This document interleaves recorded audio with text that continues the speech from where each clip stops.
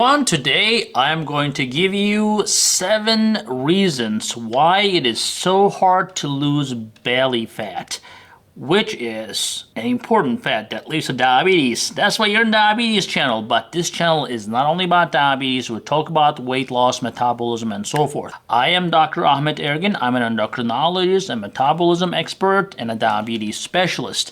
So let's dive into why it is so freaking hard to lose this damn belly fat. Now, number one, the belly fat is actually a hormonal gland. Yeah, you heard it right.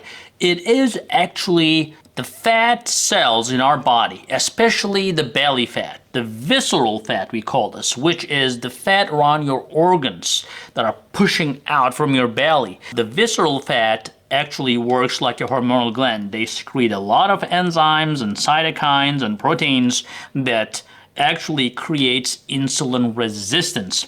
They actually protect themselves, especially in that area where you are doing everything you can, but that belly fat, once you develop that fat, well, it will go, but I'll tell you that. But it is very hard to remove that fat because it is protecting itself with a lot of cytokines. So the best way to avoid or best way to prevent that problem would be not to gain belly fat. We'll talk about that in a second, but I'm telling you that the belly fat is a hormonal gland that protects itself. That's number one. Number two, well, we all kind of like the sweets and the alcohol, right? So the social gatherings, the parties, the birthdays, and this day, that day, all sorts of holidays. We are always subject to, making this hard decision about eating, not eating, drinking, not drinking. It is a difficult decision and it's surrounding us everywhere. So every time you say, oh, it's a one time, it's not gonna hurt me, it's gonna hurt you. And that thing that you eat, the alcohol and any sweets, any carbs, goes right to your belly. Your belly fat will accept it graciously and will not let it go.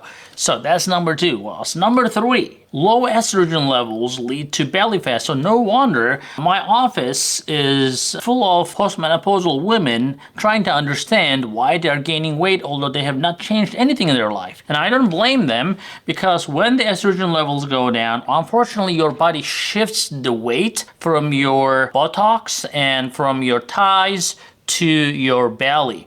And sometimes the hormone replacement helps, but most of the time, even when you take hormone replacement, most women will see an increase in the size of their abdominal area due to change in their life. And number four, the diet only will not get rid of the belly fat. You have to exercise. Now, a lot of people have tons of exercise excuses not to do exercise, right? But you have to. If you're not doing cardio, if you're not getting your heart rate up to 120, 130 for at least 30 minutes to an hour, that belly fat is not going to go away. So yes, you have to diet right, avoid all the bad carbohydrates, the sweets, the alcohol, but at the same time, you have to learn to make a priority to exercise every day, and especially cardiac exercise, to get rid of the belly fat. Now, number five is the cortisol. Now, cortisol is a stress hormone and unfortunately makes fat cells thrive, especially in that visceral area, in the abdominal area. So if you're stressed out, or if you just stress about everything, or if you just have a difficult life, that's just not going to help you to get rid of the belly fat. So do some relaxation, do some yoga, do something that will relax you, and try to avoid stressful situations.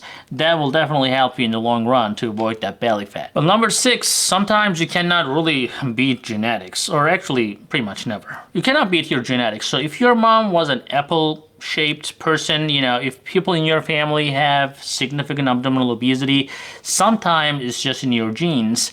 And don't just be frustrated because everything you did, I said, and you still didn't lose everything in your belly. You will lose it, but you may still retain some, and that may be just simply genetics. And lastly, and most importantly, the added sugars. Now, most people think that they have a great diet, but they don't mind putting all sorts of ketchup on their food, for example. Well, these ketchups are full of added fructose and sugar that you may not be aware of. So every time you consume a food, try to make a habit of looking at the nutritional facts. Especially high fructose corn syrup is heavily used in the United States, in many developed countries as well. And there is great evidence that the fructose, especially those high fructose corn syrup, not the fructose from the fruits, but these processed fructose goes to your liver, gets trapped, and turns into fat immediately. So you need to make sure that you are staying away from